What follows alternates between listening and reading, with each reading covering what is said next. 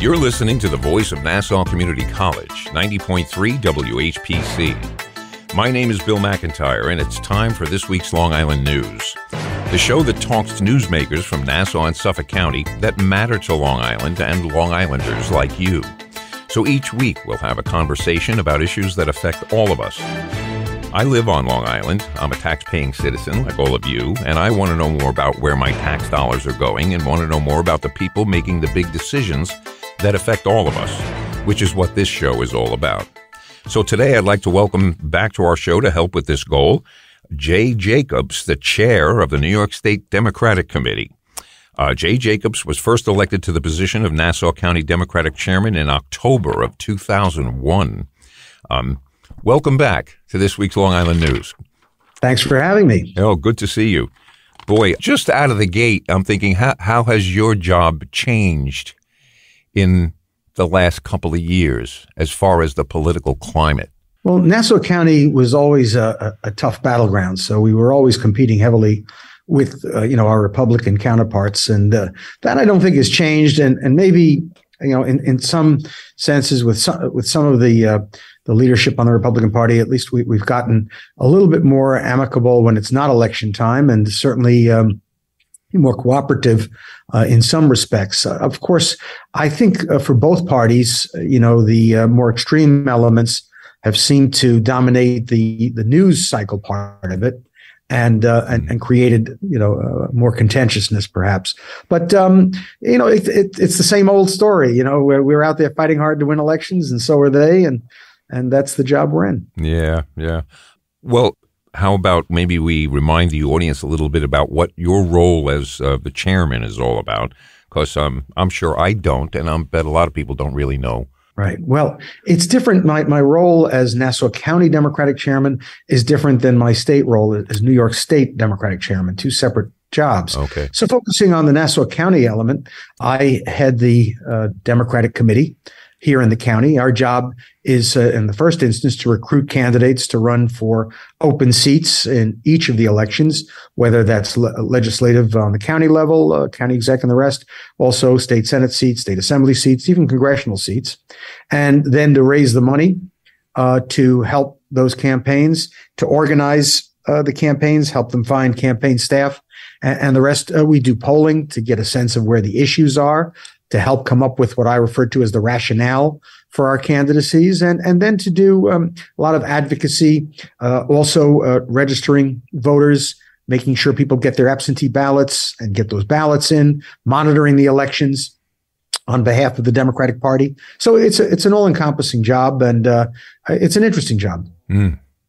Well, full plate for sure. So, okay, we have an election coming up. And on the national level, control of the House and the Senate are up for grabs. What's up for grabs locally that you're most concerned about? Well, of course, you've got in Nassau County 2 congressional seats that are open seats because you have the retirement of Kathleen Rice in the 4th congressional and Tom Suozzi choosing not to run in the 3rd congressional. So you have those 2 seats are up, and they're going to be competitive. So we're working hard there. You've got a number of state Senate seats. Because of the redistricting mess and the way the seats were redrawn, some of the seats that should have been more comfortable Democratic seats are not, and that makes things a little bit tougher. So we've got a tough race against incumbent Anna Kaplan in the northwest corner of Nassau County, and then you've also got in the more central and southeast corner, John Brooks has got a tough race. So we've got the state Senate, we've got a couple of assembly seats that are in contention. And so, we're doing that. We're also, of course, working with Rich Schaefer, the Suffolk County chair, my counterpart and good friend, out to help him with some of his races. He's got 2 congressionals going on out there and some state Senate races that are competitive as well. I mean, it's been, I guess maybe it's a myth, but they say if everybody went out and voted, that the area is predominantly registered Democrats. Well, that's right. And that's why Republicans don't want everybody to vote. Right. That's why they're constantly challenging absentee ballots or, anything that Democrats are doing to encourage and bring in more voters, they are opposing. And the reason for that is the more people who vote, the better the chances are that it's going to be a Democratic Democratic race. Yeah, right. So to join a get out the vote rally might not be the thing a Republican might want to do. No, I don't think so. It might be for in their strongholds, yes, but right. not countywide. No. Right.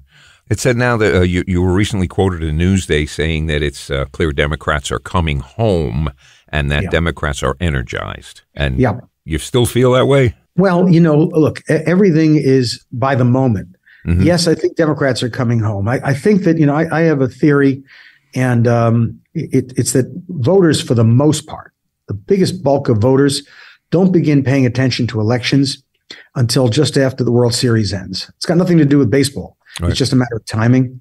And I would say to you that those people who are more interested and involved in politics and read those articles in the papers and watch those TV shows, they've been watching.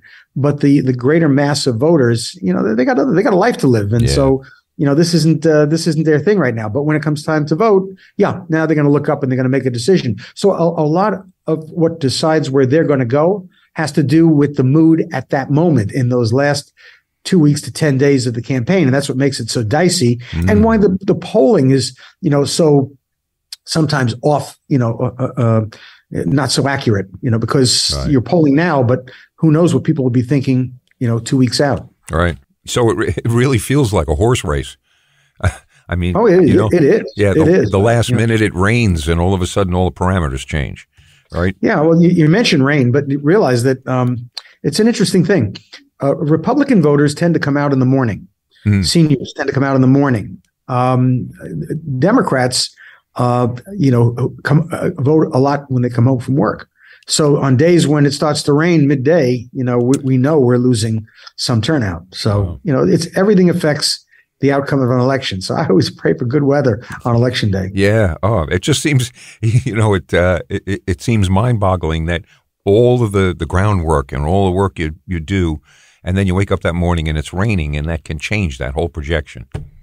Yeah. Well, that's life, isn't it? Wow. Ooh. Yeah. But that's daunting, though. Do you think of that while you're doing the work and laying the ground? Or say, I just hope it doesn't rain. I just hope it doesn't rain. Yeah, that's all. Right. I don't want to think about it. Yeah, I know, right? Let's see. Now, I know both parties, they're going after the independent registered voters, as they're the ones they sometimes think can likely decide elections. Now, Newsday says they outnumber the Republicans in the Democrat-led state. Does this keep you up at night? No, well, if you look at it statewide, Democrats have about half the registered voters, and then the rest are divided between what we call non-affiliated, meaning that they're not registered with any party, and Republican. So, and the unaffiliated outweigh the Republicans. So that puts us in a strong position. Question is, where do the unaffiliated voters go? And then how good is going to be the turnout of registered Democrats? Typically in a non-presidential year, even an even year, a gubernatorial and a congressional election year like this one, you always find that Republican turnout at the polls outpaces Democratic turnout at the polls. I wish that wasn't so. We fight hard to try to not make that so, but it's the old story. I guess you can lead a donkey to water, but you can't make it drink, right? Yeah. Well, I wonder if the idea of the information that there are more registered Democrats lets some people get lazy. I think it's a whole bunch of factors. I think that Democrats are, in general, more attuned to the larger picture. Democrats, think about it. We campaign on hope and optimism and putting forward programs that'll make people's lives better. And people on our side like that, where Republicans see all of that talk as just another excuse for, their label, Democrats tax and spend, and so the reason that Republicans tend to go to the polls with more enthusiasm than Democrats, I believe, is because they're in a defensive mode. They're trying to hold on to their pocketbooks. And that's the argument that's typically made by Republican candidates. It's not true, but And I don't think it leads to any grand solutions for the challenges that society faces. But it's a great campaign technique, and it works for them. So we're just having different discussions with our voters, and when you're telling a Republican voter who is very mindful of their own economic circumstance and not wanting more money to go to taxes and not wanting government spending and seeing government spending as wasteful and maybe going to people who don't deserve it, and that's their viewpoint, they're going to be more motivated than a Democratic core voter. And that's just what we have to work with. And you know what? So be it. Then we have to work harder. Yeah. Well, it's difficult educating a populace. Yeah. It's difficult, particularly because their interests are in other things. And in fairness, as I say, they've got lives to live. We're immersed in this. And to us, it's the most important thing in the world, and we see it that way. Right. And they see the most important thing in the world maybe is making the mortgage payment and getting their kids through college and putting food on the table and worrying about their job and their sick mother and an opioid crisis in the family. And these are the things that the average citizen's got to deal with. Yeah. So that trumps what we're doing. Yeah, it's a shame. And to sit back when you look at it and realize that in some instances, a majority of people voted against their own best interests. Happens all the time. Yeah. Well, I always say, look, the Republican campaign playbook is very simple. They either scare the voter or they make them angry. Mm-hmm. And truth doesn't have to be a qualifying participant in the debate as far as Republicans go. Yeah. So they have fashioned it in New York and elsewhere, well, particularly New York, I should say, mm-hmm. that the whole reason we've got crime and all of the reasons why people are feeling less safe in the subways and other places is because of bail reform. Right. Now, if you followed that theory to its logical end, you would see how dumb it is. Not that it's been a perfect program, I would say, mm-hmm. but it has not been the cause of crime. If it was, why did New York's bail reform cause crime in Seattle, Washington, in San Francisco, right. in Austin, Texas, in Wyoming, in Republican states, in Democratic states across the country? This is a societal matter. But more importantly, Republicans will harp on that, use small anecdotes, some of which aren't even true, but okay, and scare the public and get them to believe, look, it's all the Democrats' fault. They did this. Look what happened. But, they won't take ownership over the fact that there have been opposing common sense gun control ideas. We've got a gun epidemic in New York. A lot of people are being killed by guns, and we have a mental health problem in New York. Well, which party do you think it's been that's been cutting and cutting and cutting mental health aid in this country and in this state? The Republican Party. Mm-hmm. And now we've got a problem. We had a schizophrenic do that terribly, dastardly murder of that fire department New York EMT worker that we just buried this past week. Mm-hmm. What a tragedy. It's a mental health issue. Now, I'm not blaming any party on it, but let's put the attention where the attention's got to be. Yeah, they keep talking about bail reform. That's not it. If it was it, it'd be an easy fix. It's not the story, but it just sounds good and it's an easy attack. Republicans are very good in the blame game. That's all they do. Yeah. Ask them for a solution. They don't have one. Their answer is, let's get rid of bail reform. Well, a lot of good was done with bail reform, which, by the way, was done in 49 other states, just so we could be clear about it. So, if you either have to decide, do you want to really deal with the problems, or do you want to do what you have to do just to get elected and hold power?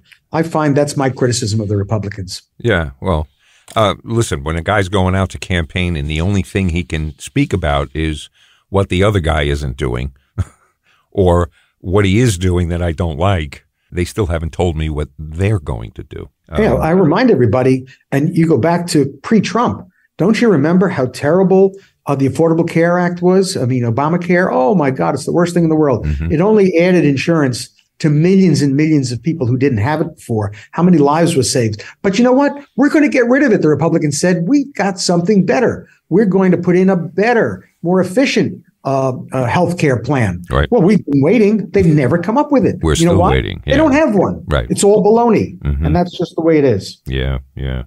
You've been listening to this week's Long Island News right here on 90.3 WHPC, the voice of Nassau Community College. And I'm speaking with Jay Jacobs, the chairman of the state and county Democratic Party. Now, you've been a little outspoken on the governor's race as well, where Kathy Hochul is going against Republican challenger Lee Zeldin. You want to talk about that at all? Yeah, well, look, I know Kathy Hochul's been a friend of mine since well before she was the governor, well before she was lieutenant governor. I knew her when she was the county clerk in Erie County up in the Buffalo area. So I know Kathy, and she's just a really good human being, kind, caring, decent. She listens. She works collaboratively. She isn't high ego. She's all the things, you want in a public servant, but see all too infrequently. And she's a listener, as I said, but she learns, and she's not, averse to taking a new look at things. So, you can talk to her, and she really wants to solve problems. I've been a fan of hers for a long time. Lee Zeldin, and I have nothing personal against Lee Zeldin. I've met him. I don't know him on a personal level. All I will say to you, in my judgment, and I'm an American first and a Democrat second, and I wish everybody would put their political positions in that order as well. The fact that he voted not to certify the election on January the 6th, after that mob ransacked the Capitol and tried to upend our democracy, based on what he knows, factually knows, is a lie. All right, this election wasn't stolen, and he knows it. Al Gore had a real argument when the Supreme Court ruled against him and made George W. Bush the president. And he did the American thing. He said, okay, look, there are arguments to be made, but, he won, and that's what the court said, and that's the end of it. Richard Nixon did the same thing in 1960 in his race against John Kennedy.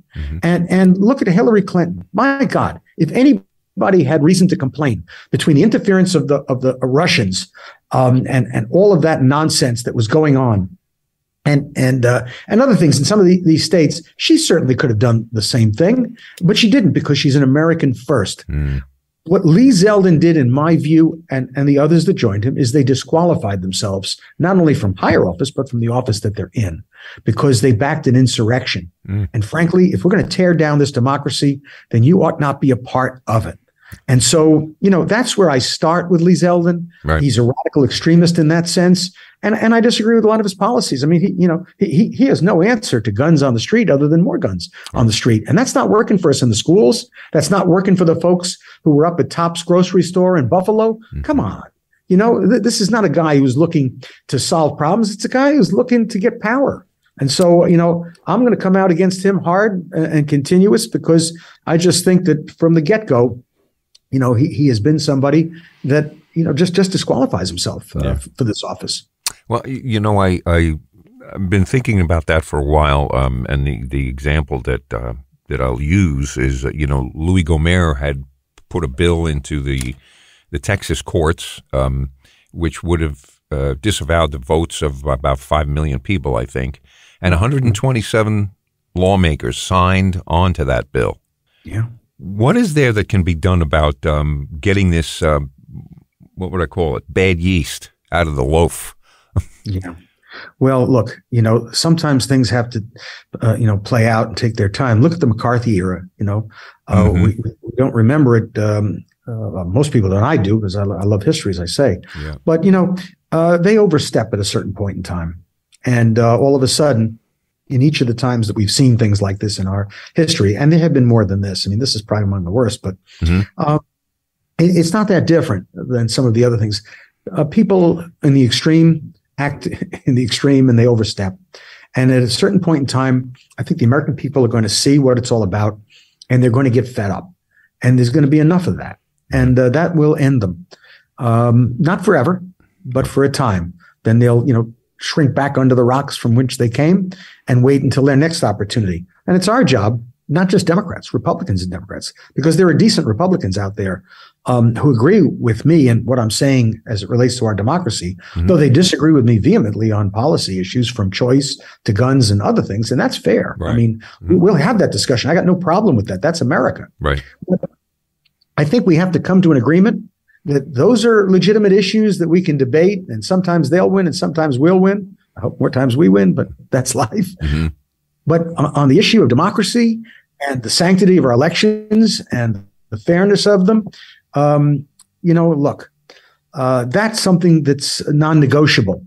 And, the truth of it is this, and this is what's so absurd, In the 2020 election, over 60 courts with judges, numbers of whom were appointed by Donald Trump, unanimously, up to the Supreme Court, by the way, said all of their complaints and all of their stories were nonsense. Each of the examples that they put, stuffed ballot boxes, under tables, this and that, all of that stuff was reviewed, looked at, and the actual facts as to what happened and occurred were proven to be all legitimate and not what the crazy conspiratists have all said they are. But anytime there has been voter fraud recently, which you can probably count on the fingers of one hand, always been Republicans. Always been Republicans. So what are they talking about? If they could come with some proof, here's this group. Take a look at your own house, for crying out loud. Look at this latest lawsuit that they filed against our absentee ballot program because they don't want people to vote. Well, it's really interesting. This was the system in place in the last primary. They had a Republican primary. They had no problem with it then. Mm-hmm. That law was fine at that time. But now that they're up against Democrats, they want to reduce the number of voters. Yeah. Come on. I mean, we got to be seeing through this stuff, and it's just nonsensical. Oh, hopefully. We've seen it. We see it on TV. When a new politician is going to be installed in his job, and they put out the Bible, or I guess they can choose what book. But my question is, what's the value of an oath? Yeah, well, that's true, and I believe in an oath, and I think most political people believe in an oath. But what's shameful is that I think too many politicians, and by the way, right now we see it a lot in the Republican Party, but there have been examples in my own party. Mm-hmm. They put their self-preservation, their retention of power or obtaining power ahead of truly patriotic, the importance of patriotic support. Now, you take a look at somebody like Congresswoman Cheney. She's a Republican. I disagree with her on just about every policy position that she has taken. Mm-hmm. I disagree vehemently. But I will tell you something. In my judgment, she's a political hero because she's able to stand up to her party. She's lost her position in Congress moving forward because she took the stand, but she did the right thing. Yeah. She's demonstrated that, that it's clear she's an American first. Right. She's a Republican second. And I respect that. Yeah. And I honor that. And I only would hope, and God forbid it to be true, that if I were in the same situation and there was some rogue, crazy Democrat doing some of this nonsense, that I would have the guts that she has. And I think I would, but you never know until you're tested, right? Yeah, that's true. Stand up and be willing to give up all my positions and everything that I've got to stand up for the right thing. I honor that. I think that's really something to be revered. And history, by the way, will judge her very well, just like history judges a senator whose name not many of us would remember, the Maine Senator Margaret Chase Smith, Republican, who was among the first who stood up against Joe McCarthy in the early 1950s and made a speech in the Senate. Right. And I will tell you something. She was castigated. She was really condemned by members of her own party at that time. But she was a hero, and that's something that we have to remember. History will be the final judge, and it will not treat these people well. I promise you that. Yeah. You know what? At this point in time and at this moment right now, that's not enough for me. Well, you know what I mean? I got an election to win in November. I know the feeling. Yeah, right. What's the recourse? We have 127 people that signed on to Louis Gohmere's bill that are actively lawmakers. They're in Congress now. Can I just tell you, in politics, it's a tough business. And so many times, and, I try to treat people fairly and treat people well. And so many times, people come back and they give me a whack on the back, when I wasn't looking, and for no good reason. And, I get so angry at times, and there's nothing I can do about it. Just nothing you can do about it. Sometimes you just got to take the hit. Yeah. But I do live with a philosophy that I got from the immortal philosopher that not many of your listeners might know, Ralph Cramden from the Honeymooners, right? I know what you're going to say. And he used to say, every dog has its day. Oh, right. And I live by that. Oh, okay. All right? Right. Yeah. So I used to say, be nice to the people you meet on the way up because you're going to meet the same people on the way down.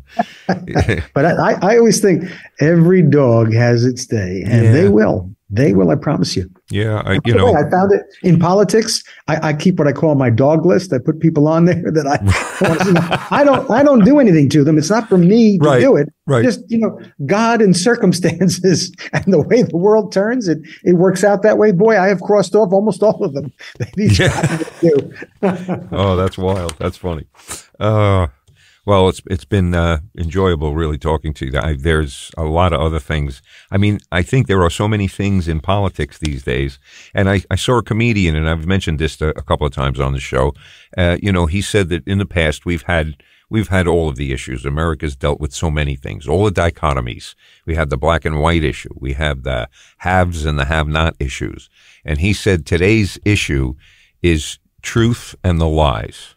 Yeah. And how do we navigate that kind of thing? We can't rely on the American public's educational prowess to figure out these things. People say, I did my own research. Yeah, okay. You read a 42-year-old dictionary, and that a democracy depends on shared truths. And a society depends on people having something and someone to believe in. And this is coming down to leadership. And I think we're going to have to make sure that we promote leaders that are going to inspire Americans and take them to a new and better place. And I think that, a part of what we have to do is really address some of the issues in our society and our economy that have been, left to languish for far too long and have created the resentment, disappointment, and detachment from our American system. I don't want to believe that the American dream, the concept of the American dream, is no more. And it's our job to demonstrate to as many Americans as we can in as quick a time as we can that American dream is still alive and well in this country. And if you can aspire through hard work and diligence and fair and honest effort to getting there, then I think you've got hope. And if you've got hope, the lies will be less attractive and the truth will become more attractive. And I think that's really where we have to go. But it's going to take leadership and great leaders to get us there and people to believe in them. And that's what I think our future will be. And I'm going to work very hard to see that we get there. We've been talking with Jay Jacobs, the chair of the New York State Democratic Committee. And we do thank you for being here. And again, as things move on, we'd also like to get in touch with you again, have you come back, and we can talk some more. There's so many issues we could touch. I'll be happy to. Thank you for having me. Great. Well, thank you for showing up, and I know you're busy. And, it's Friday, so enjoy your weekend. You too.